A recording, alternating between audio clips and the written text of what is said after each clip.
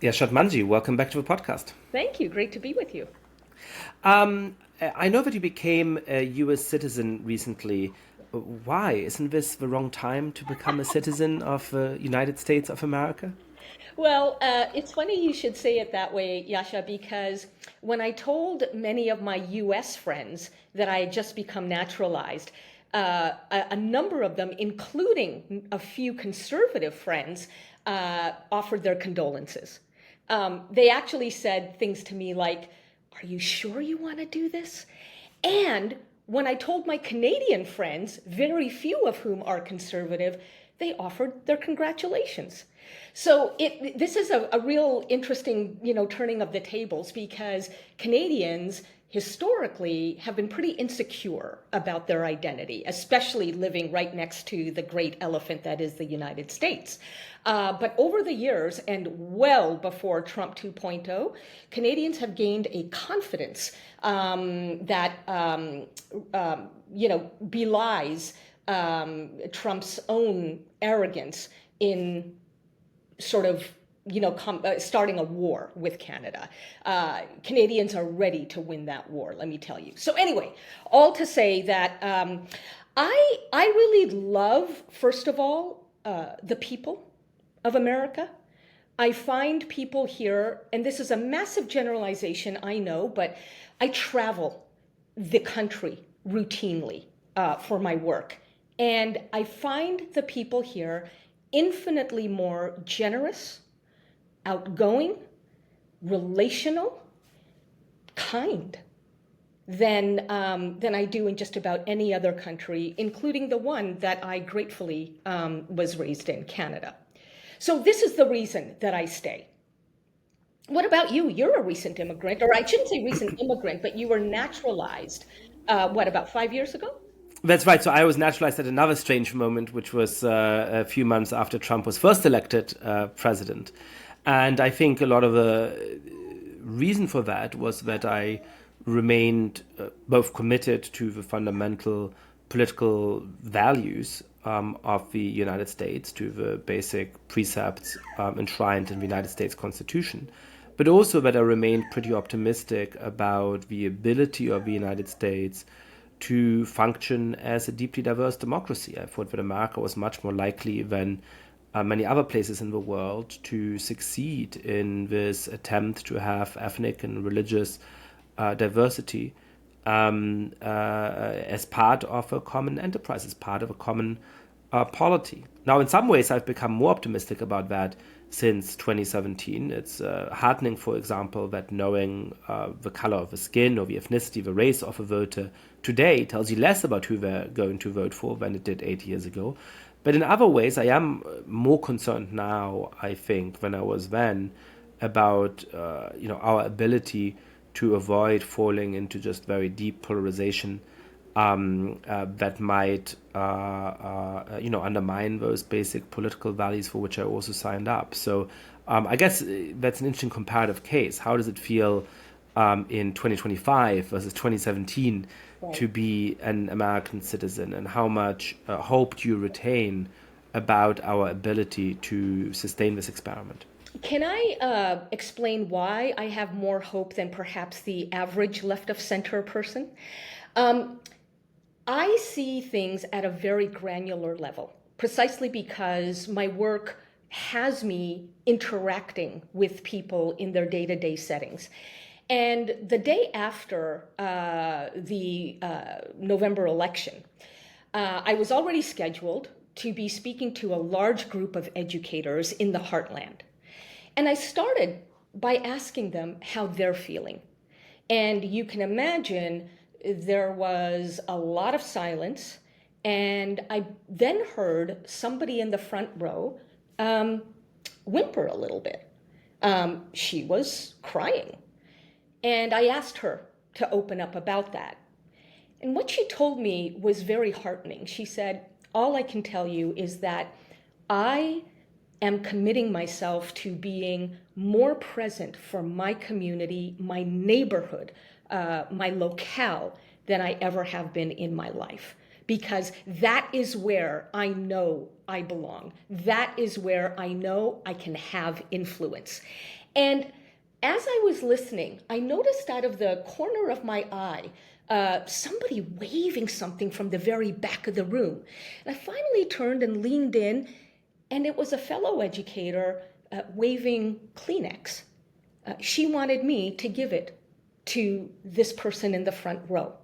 Now, that might sound like a nothing burger to many of our listeners, but let me tell you, Yascha, this is an indicator of what I love about the United States, the people of the United States, is that when it comes time to help one another out, they do, in the smallest of ways, not just the biggest of ways. And I must tell you, I typically don't see that in Canada.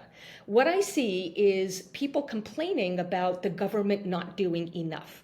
Or when there is some kind of a, even local crisis, what's the government going to do?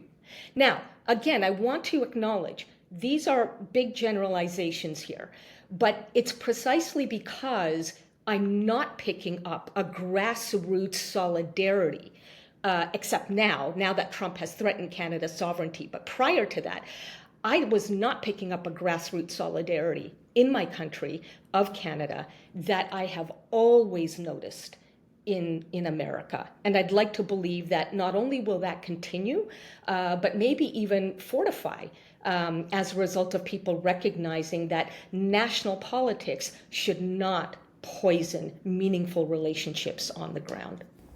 So I absolutely agree with that commitment. I guess the question is, at what point does that commitment break down? I have a good friend who's Croatian, and she grew up partially before the Civil War, but then spent part of her childhood during the Yugoslav Civil War.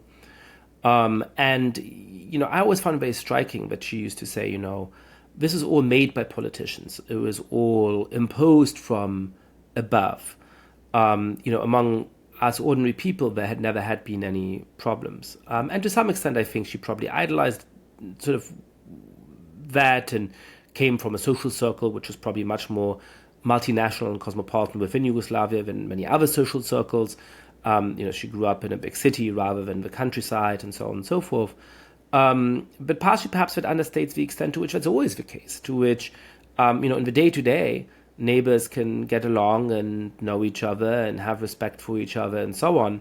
But if a political level becomes bad enough, then that might not rescue us. Now, I'm not saying that we're about to have an ethnic civil war in the way that Yugoslavia did. I think that's extremely unlikely.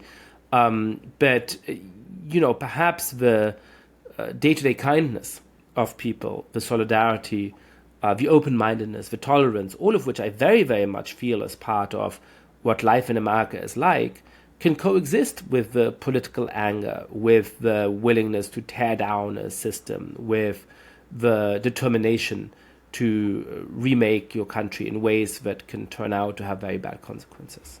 Absolutely right. And this is why anybody who either feels massive despair or blithe optimism about where we're headed really isn't paying attention to the complexities of, by the way, any human systems, not just America, right? Because the whole idea of a complex system is that it's unpredictable. I mean, human beings are not machines. We can't simply have one part of us replaced and then it's all good and we're back on script, or at least back to what's expected of us. No, we are adaptive creatures. So it stands to reason that in different contexts, different aspects of us are going to be coming out. And this is, I think, why, Yascha, I believe so profoundly in the power of relational leadership, is that when we enter into even contentious conversations, the way I show up, am I being curious or am I being judgy?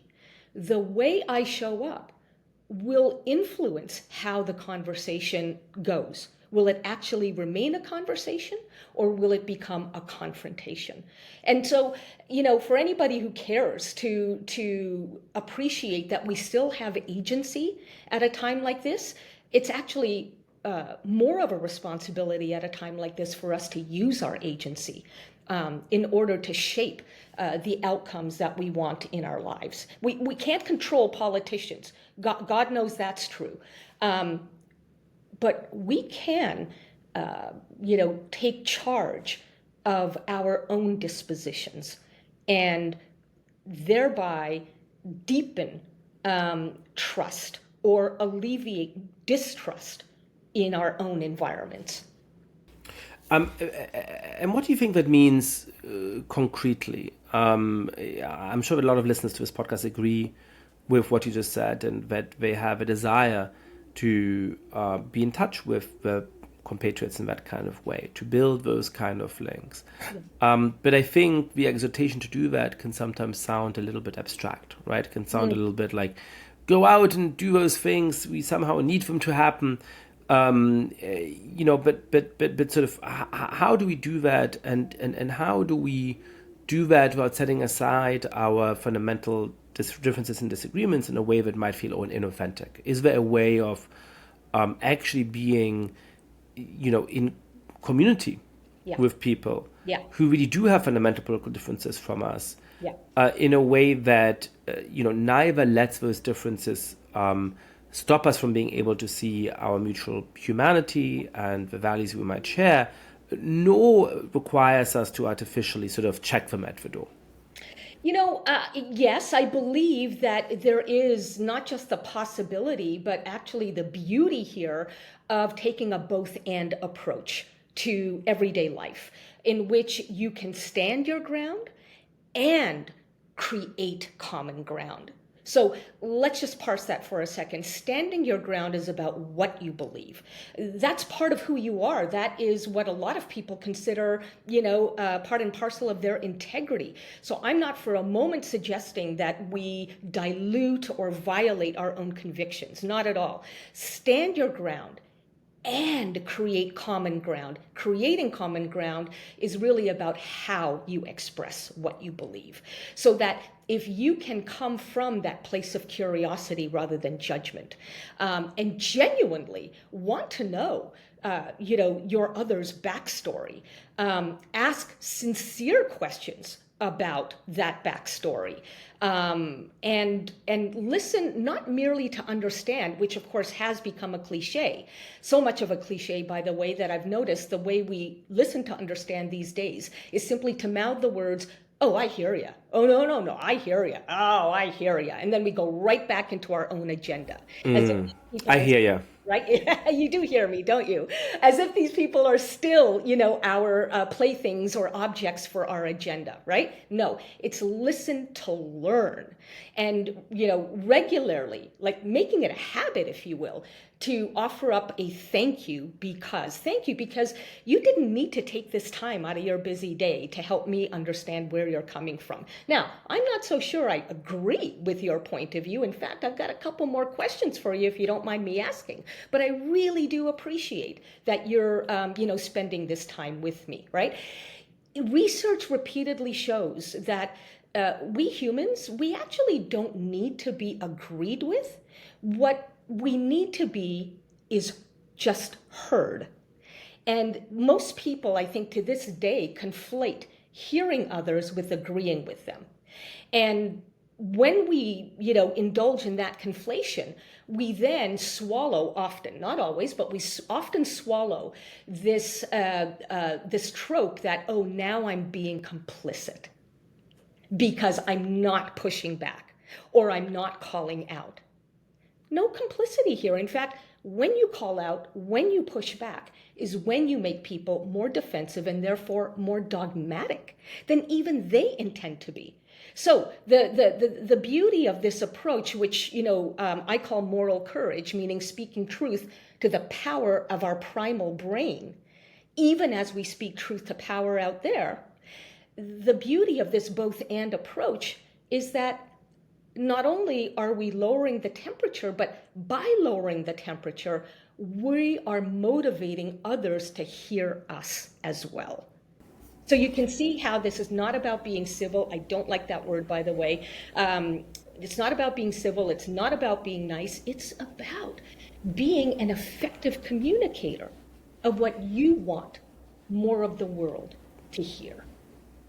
So, I'm very attracted to that position. I hear in my, I'm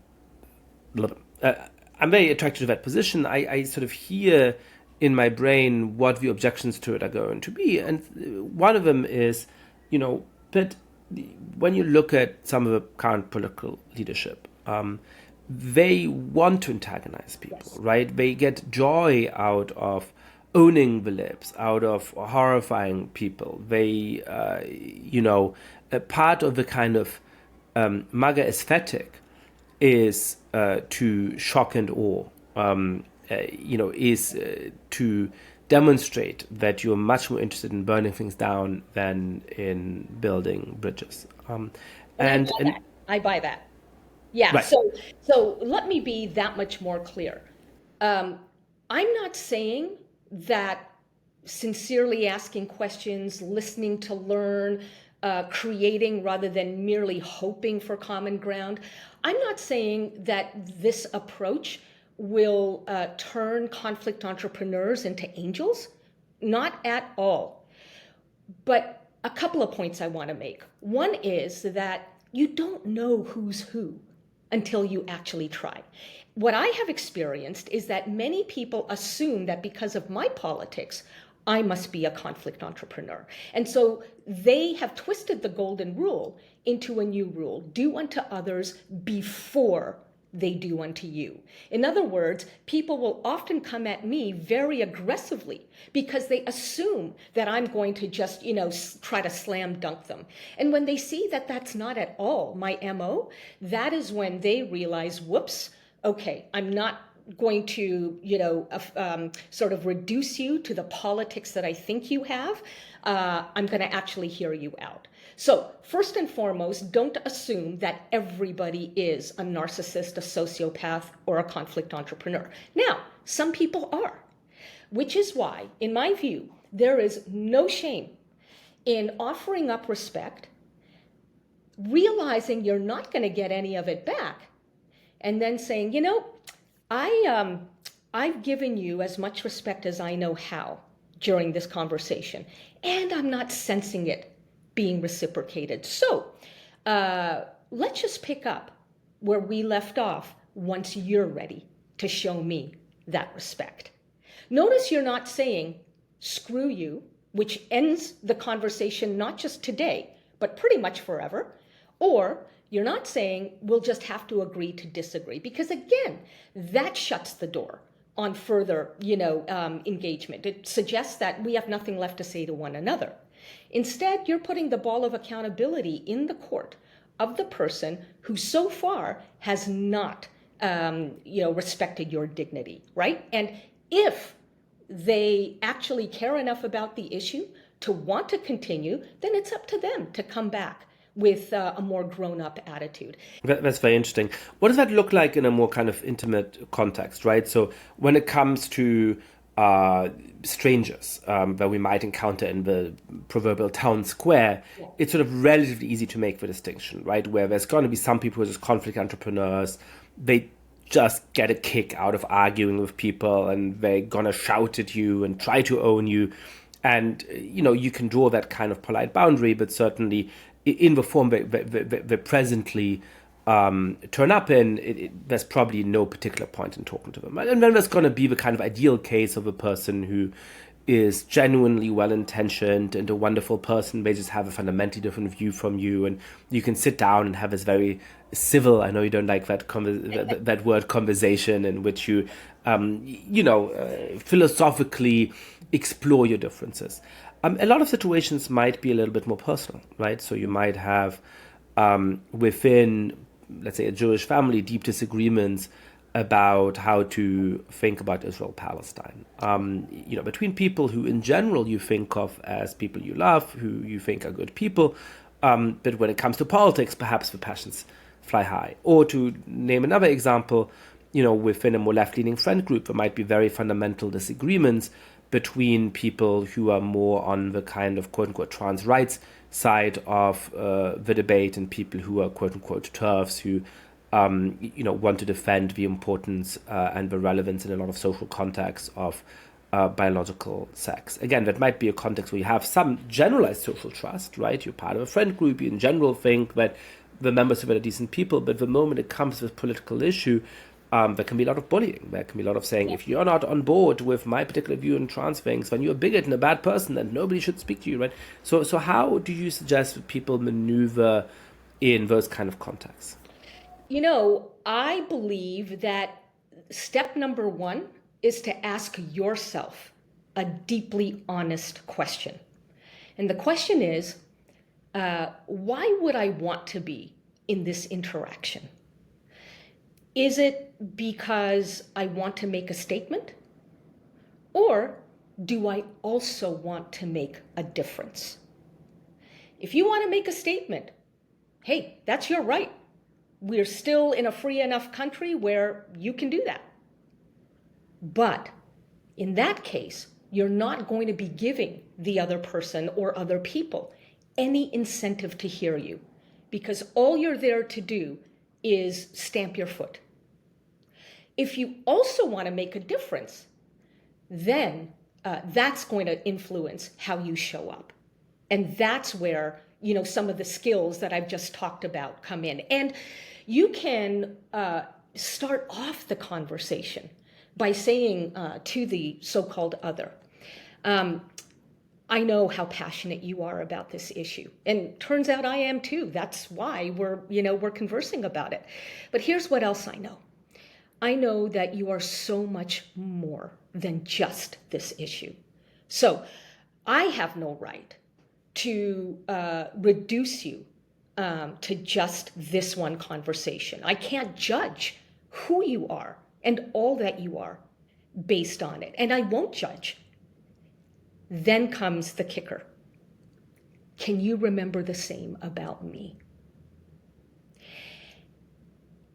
Unless that person is a sociopath, not only will they agree to remember the same about you, and by the way, that becomes a common rule of engagement that you can come back to at any point in the conversation, but they will also, much more often than not, they will also be breathing a quiet sigh of relief.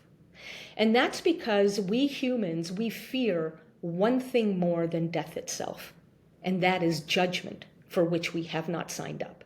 Now, if you're an Olympian, you've signed up to be judged. But if you're in conversation with someone, especially a friend, you haven't signed up for that.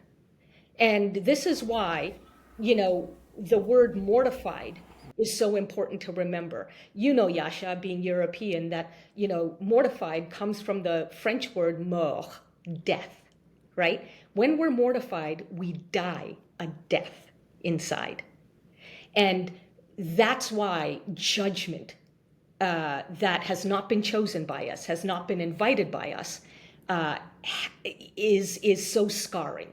So reassure the other person or people that you're not here to judge them, and watch what happens.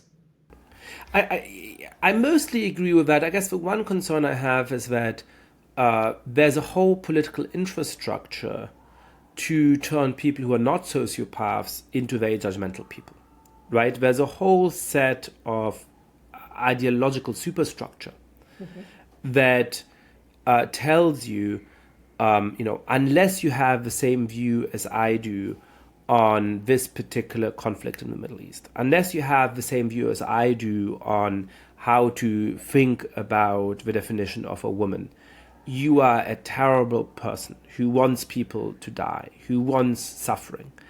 And in that kind of context, when that is echoed in certain media, when in a whole social circle it's made clear that anybody who doesn't get on board with a particular view might be excommunicated from it.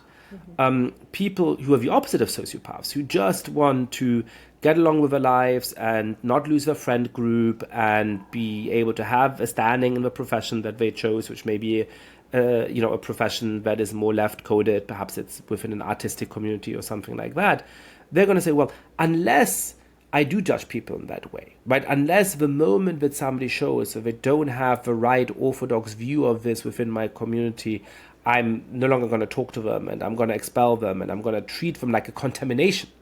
I myself might be expelled. And that's, and there the sort of, what this intellectual or ideological superstructure is doing is to use a lot of our pro-social instincts, a lot of our desire to be in community with people, a lot of our fear of social isolation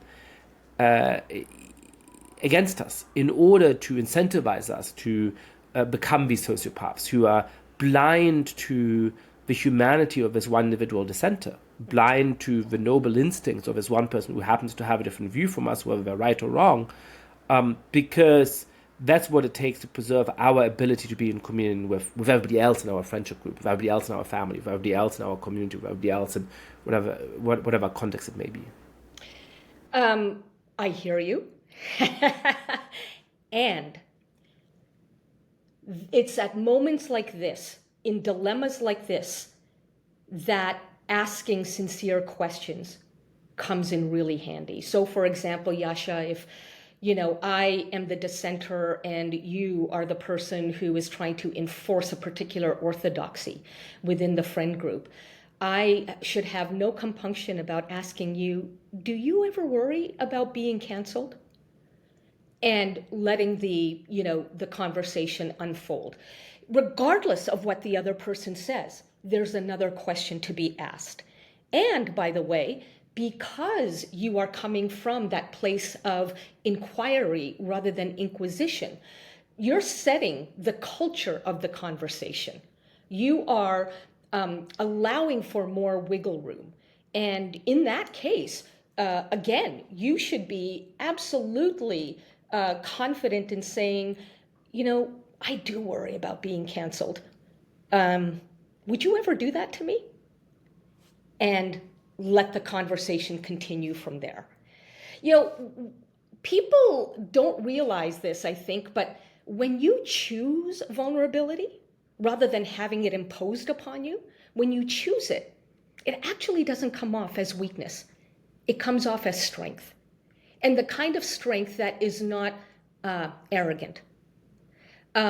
So let yourself go there. You'll find that it often, if not almost always, disarms those who come to the conversation wanting to weaponize.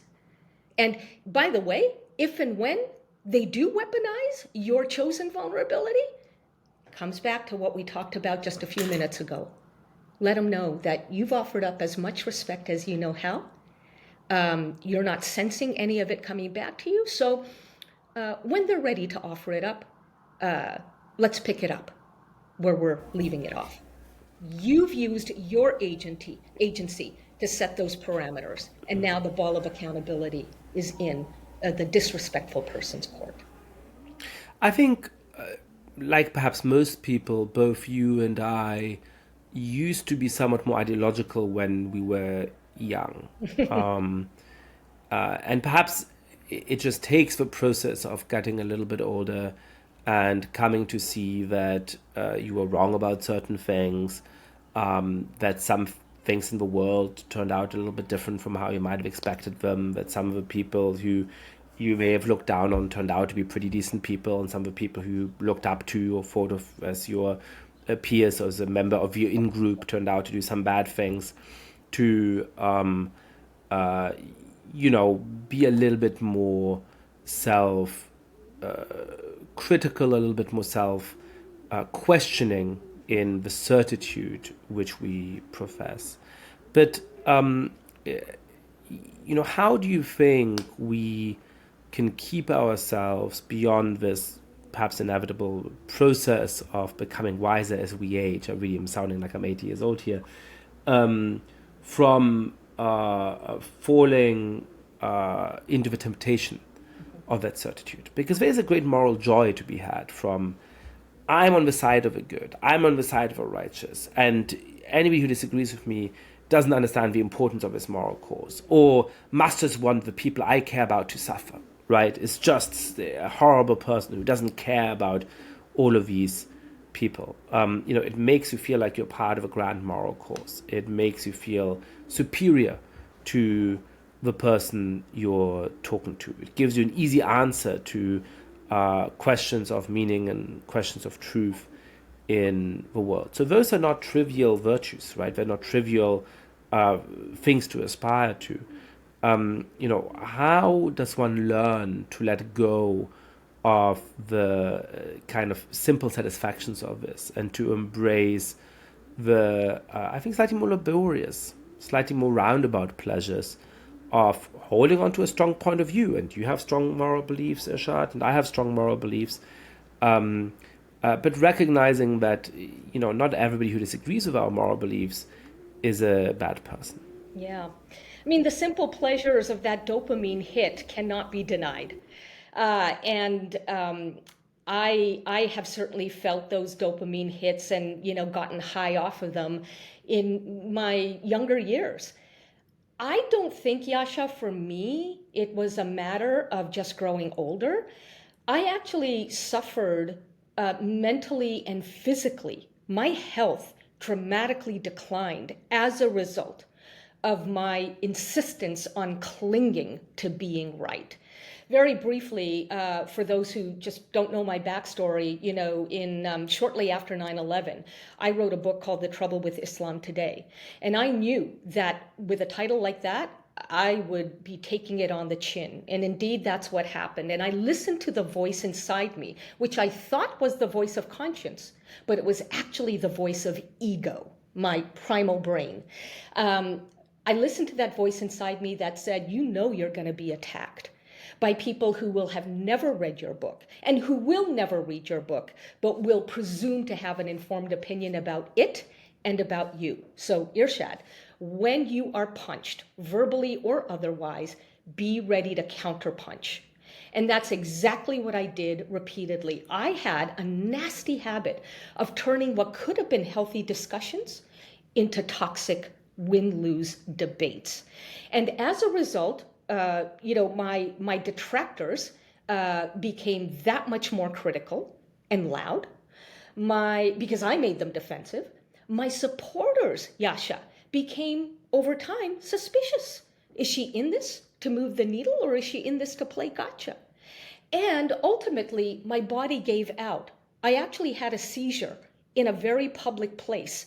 And I liken it now to the seizure of the body politic, how the body politic seems to have seized up. We're so brittle and so fragile as a people that, the very idea of disagreement comes off to us as being attacked. And so I knew that I had to change something, but here was my dilemma. I had strong convictions. I did not want to give up those convictions. And the more I read, Yascha, about the decision sciences, why we do what we do as human beings, and why we don't do what we say we are doing, i.e., I'm part of the solution, not part of the problem, as we curl up our fists and punch them in the air to just, people around us. I learned that, we all are born with a brain that has a primal region that is scanning for threat 5 times a second. And when you combine that with a culture of instant gratification that politicizes pretty much everything, it's no wonder that we fall for this illusion, this cognitive illusion that being disagreed with means being attacked, right? So I had to make some emotional agreements with myself in order to habituate the kinds of tips and tools and skills that we've been discussing today. And one of those emotional agreements is quite simply when somebody asks me a question for which, honestly, in my heart of hearts, I don't have an answer that I can stand by, instead of bullshitting my way through it, I'll just pause and then ask them, how would they have me think about this? How would they guide me? It is liberating, Yascha, utterly liberating to be able to lift the pressure off of your shoulders to be right all the time. And, I'm recording this podcast standing up. I say this because the only reason I am now vertical, that I am not lying flat on my back, racked with depression, is that I have turned curiosity into a habit. And I am so much happier for it, not just because learning is a joy, but also because I am healthier. My nervous system is no longer being put through a shredder every day. So I do something similar in the classroom often, which is that, when I was first teaching, I was very worried about what would happen if I don't know the answer to some question, right? How embarrassing it would be if an undergraduate asked me some question and I, as a graduate student teaching a section, wouldn't know the answer. Would they lose respect for me? Would they, would I lose the authority I needed in order to run the classroom in a pedagogically productive way? And now I wait for that question. I live for that question because I find that the confidence of students and everything else I say goes up tremendously when they ask me some question. I say, "Oh, that's interesting. I don't know that. Can somebody Google that quickly, or I'm going to look it up and I'll tell you next week. Depending on how complicated the question is, right?" And I say, "Oh, so hang on a second. When this professor doesn't know something, he openly tells us. That means that when he does answer a question or does say something, when I guess he's comfortable, he's confident that he actually does know that." And so there's a great moment in the classroom. Now, of course, what my evolution on this shows is that you need a certain amount of self-confidence, right? That the first day I stepped into the classroom, I had a little bit of imposter syndrome. I was thinking, well, am I actually in the right position to teach here? Do I know sufficiently more than these undergraduates that I deserve my place at the front of the classroom? And as I started teaching more often and realized that I had useful things to tell them and hopefully I wasn't a bad teacher, and so on, I sort of lost that fear. And so I could show my ignorance on something because I no longer was consumed in my own mind with trying to prove that I really deserved my place there. But that shows that sort of in terms of self-confidence and ego, we have to be in this really complicated space where if you have too little self-confidence, too little ego, you're going to show up to these discussions being like, I want to prove you right because I want to prove that I'm smarter than you. I want to prove that I'm not an idiot. I want to prove that I know about this stuff. I'm not going to allow myself to be open-minded and vulnerable and so on, right? On the other hand, if you have too much ego, too much self-confidence, then you might go into it as a conflict entrepreneur. You might go into it because you want to gain kind of notoriety, or you might go into it because actually in some ways you do live for the controversy and the disagreement or whatever, right? So that makes it hard because it sort of implies that you really have to be in exactly the right zone where you're self-confident enough to allow yourself to be vulnerable, to allow yourself to be open-minded, but not so self-confident as to lose your interest in actually standing in dialogue with people and being persuaded by people and trying to persuade them in a genuine way. There might not be a lot of people who fall right into that zone, right? You're right. At the moment, there aren't a lot of people who fall into that, the overlap in that Venn diagram. But this is exactly why what I teach is how to habituate the kind of approach, the both and approach that we've been talking about. You can have knowledge that it exists. You can even know about the skills that we've been discussing. But knowledge is not the same as application. Think about it like a sport, right? You can know the grammar of a foreign language. You can know the rules of a sport. Or think about it like a foreign language. You can know the grammar of it. You can know the physics of a musical instrument. But you can't do any of these things well unless you practice, practice, practice. And the truth is that when we practice enough, it becomes painless. It becomes utterly second nature. And that's when that primal brain stops resisting your effort to approach life in a way that reconciles, rather than tears apart. There are so many everyday situations in which something like this can apply. I'll give you a couple of quick stories. Not too long ago, I live in Brooklyn, and I happened upon a guy who was yanking his dog's collar. The dog was on a leash, and it was around the dog's neck. Now, I know somebody who actually contributed to her dog's death by doing that one too many times. Prior to habituating the skills that we've talked about, I would have yelled at this guy. How dare you? Stop abusing that dog. You have no right to own any sentient being, let alone a dog, if that's how you're going to treat him. Instead, I said to this guy, sir, this is not my dog, it's yours. I get that. I just want you to know that, I have a friend who accidentally killed her dog by yanking that collar one too many times. And I would hate to have that happen to you. I can only imagine the grief that you would feel. Just letting you know. And he thanked me for that. And what I am pointing out in sharing this story is, instead of going at any particular problem with what complexity science calls the direct corrective, which essentially amounts to lecturing and finger wagging, which then incites backlash, go through the side door. Ask yourself, what can I say to this guy to show him that I care about him and not just the dog? And by telling him I don't want him to feel the grief that my friend felt, instantly those emotional defenses came down. Now, Yascha, I had to make that determination in a nanosecond. But I could do that because I have habituated these skills. So getting there always is an effort. Getting there feels laborious because it's a skill set, right? But once you're there,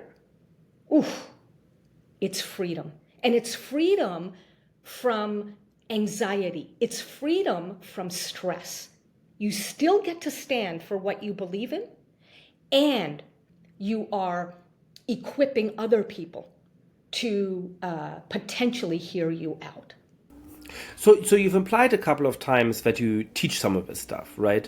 I would love to hear a little bit more about how it's possible to teach those kind of skills and how that approach contrasts with a lot of the other work that's done in that area, right? One of the ways that you describe your teaching on this is that it's supposed to be no judgment, right? That it's a way of speaking about how to communicate across differences, deal with questions like diversity in a way that encourages people to get along and empowers them to have this open dialogue, which I think does imply that a lot of the work that's done in that field is a lot more judgmental. It starts by saying people have these deep-founded prejudices against each other, and they have these bad views that are really dangerous, and here's how we're going to root these horrible things out from our organizations. I have to respectfully push back. No, first of all, I don't teach have no judgment. First, we're human beings, Yascha. Of course we're going to have judgment. The key here is to try and reduce your prejudgment. Judging before you know.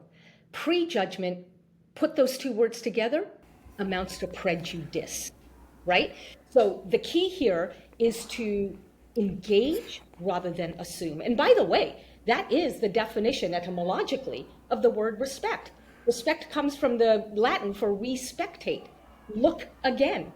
So instead of, allowing my primal brain to put certain labels on you, and then I decide, now I know everything I need to know about you, and either I'm going to, assault you verbally, or I'm not even going to bother to engage.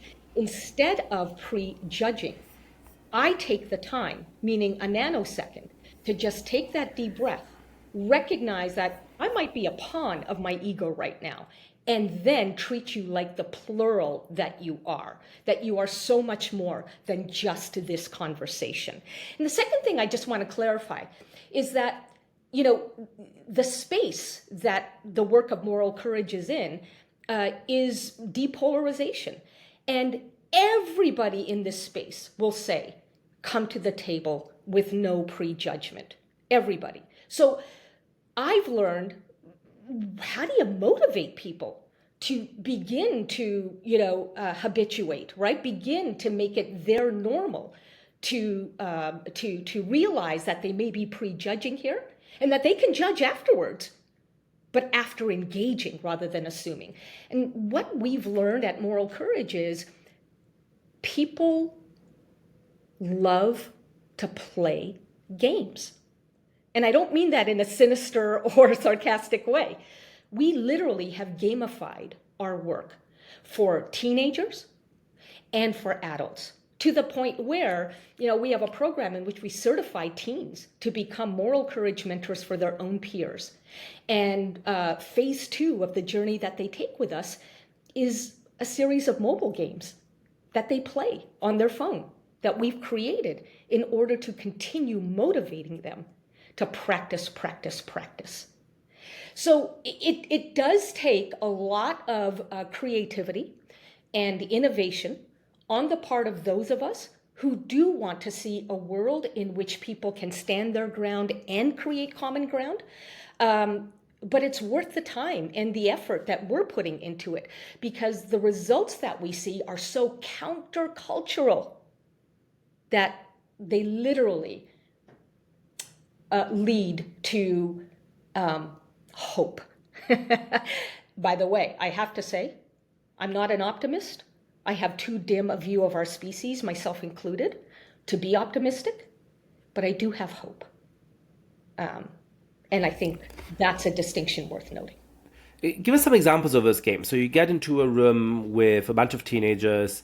They don't particularly want to be there. This is some part of their school day or something, whatever. Perhaps some of them are excited to be there. I'm sure a lot of them are a little bit, okay, why am I being talked at by this adult, right?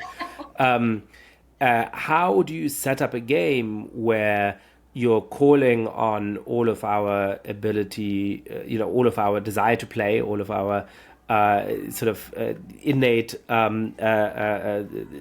openness to that way of engaging with the world, to really transform in a lasting way how people engage with the world, engage with those who have different opinions from them? So again, I'm going to puncture the premise of what you just said. Here's this adult speaking to us. Why am I supposed to be listening to her? Why should I care? I don't particularly want to be here. You're thinking the student's saying. Actually, they've chosen to be there.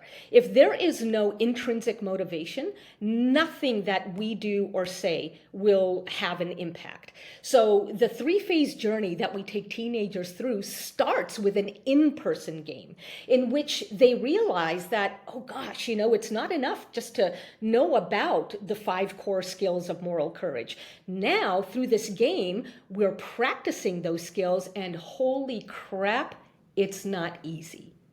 But many of those who participate in the game are so intrigued by what they've learned about themselves that they then elect to enter phase 2.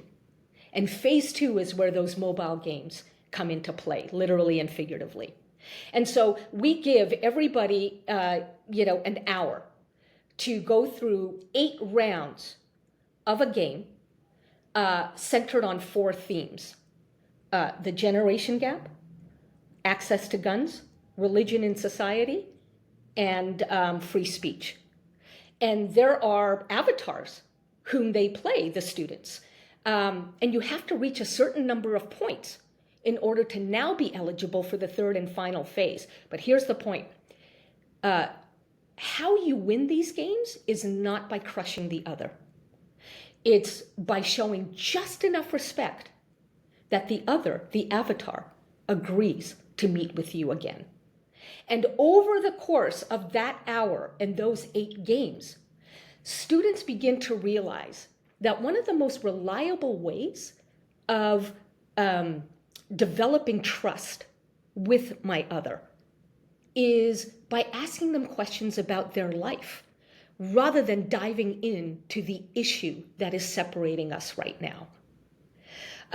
Because we all have a desire to win, rather than, deny that desire or bury it somehow, we decided, let's take advantage of that, but let's, flip the script on what it means to win, right? And that is when, kids recognize that there actually is a dopamine rush that comes from winning by being heard. And in order to be heard, the most reliable way is to hear first.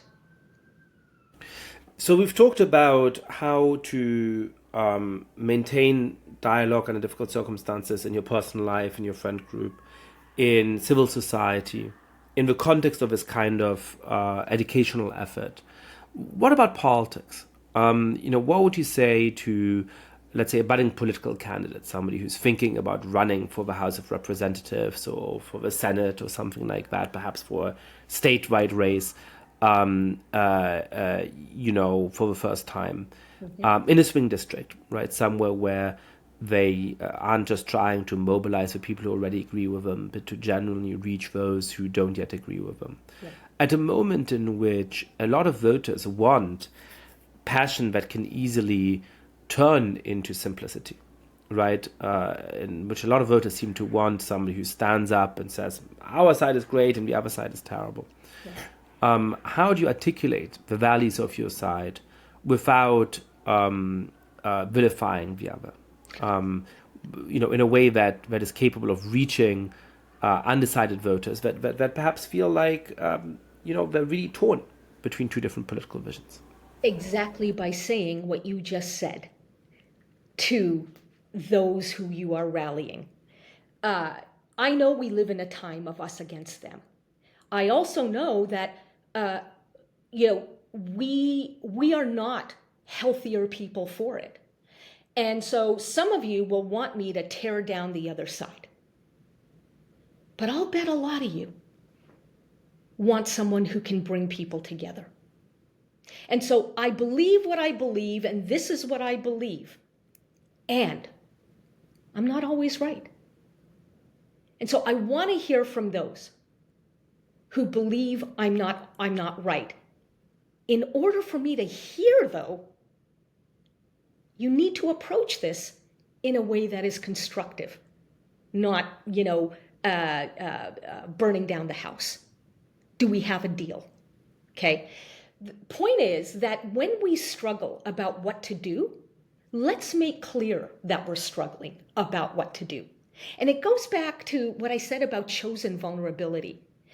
You are putting language to what a whole lot of people are feeling, but don't think they have the permission to articulate.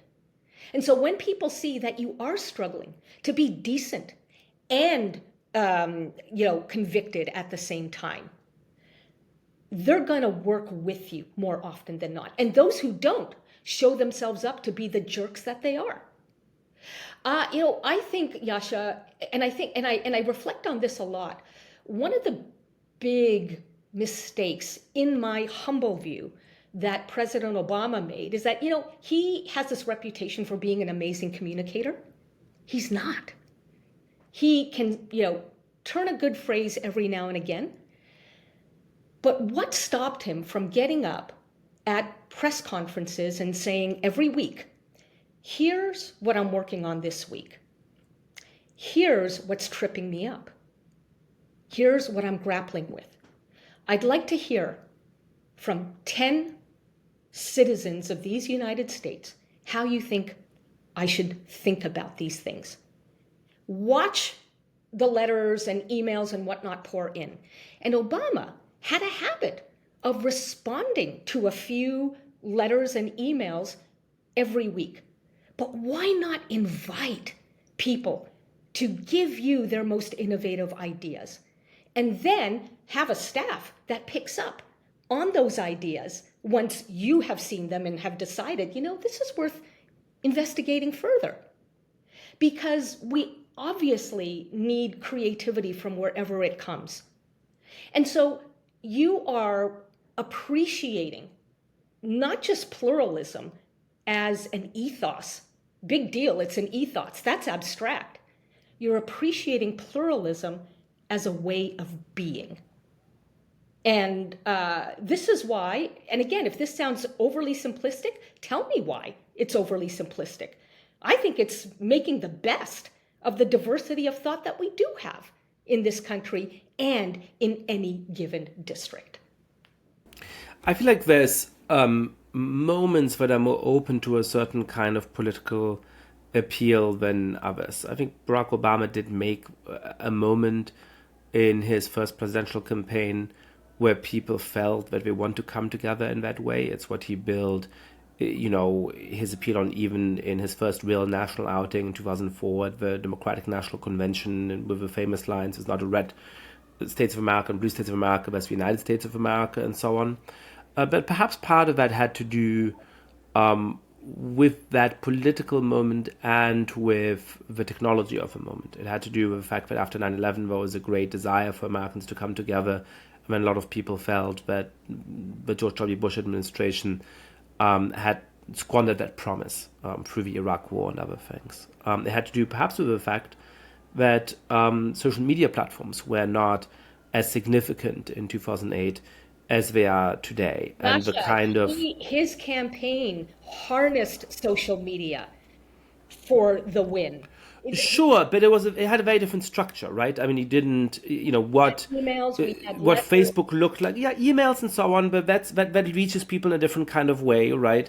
You had some amount of Facebook, but even Facebook's penetration was not yet huge in 2008. You had no Instagram and TikTok, and he certainly didn't really have Twitter, which I believe wasn't invented yet, and certainly wasn't central, right? So what I'm trying to say is that perhaps today, for whatever reason, people have reacted against Obama's promise of unifying, right? In 2016, I think there was a kind of, that promise didn't work out in the way that we had hoped, and so perhaps we're no longer open to that slightly to caricatured naive appeal or something like that. I didn't think it was naive. I thought that there was a lot to be valued in that approach to politics, right? But there may have been a kind of disappointment with that promise that made people more open to a much more confrontational politics. And perhaps the technological landscape today is different because social media has evolved and penetrated more deeply, etc., right? So I guess my question is, do you think that there's political moments that are more conducive to that kind of political candidate and moments that are less so? And do you think that perhaps the divisiveness of this moment, perhaps the extremity of the extremism of some of what the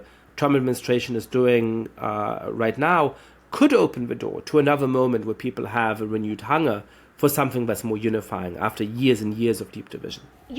I'm not even talking about unity in what I'm about to say.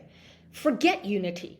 I'm talking about tapping into the greatest natural resource that we have in this country, and that is diversity of experience, thought, viewpoint, etc. And the ultimate point here is trust building. I mean, study upon study over the last 5 years has shown that it's not that Americans disagree on major issues. There is a surprising amount of consensus on issues as seemingly, contentious or controversial as, climate change and immigration, etc. No, it's not that we disagree so much about issues. It's that we disagree about one another. We don't trust one another. We don't trust each other to not play gotcha with us. And as a result, we don't engage each other in meaningful ways, which, think about it, by not doing that, by avoiding meaningful engagement, we now deepen the distrust and distract ourselves from all the issues on which we can be making progress because we have enough agreement on them. So the point here is not kumbaya. It is literally about restoring week by week, conversation by conversation, social trust. And I bring it back to the point that I made earlier about complex systems, that we human beings are not machines, not yet anyway. And so we've got to appreciate that when we show up in a certain way, we're going to be influencing how others show up. We can't control those others, nor should we try, but we can control us. And this is the opportunity, and this is the moment in which to be taking that very seriously. Irshad Manji, thank you so much for coming on the podcast. Yascha, it's my pleasure.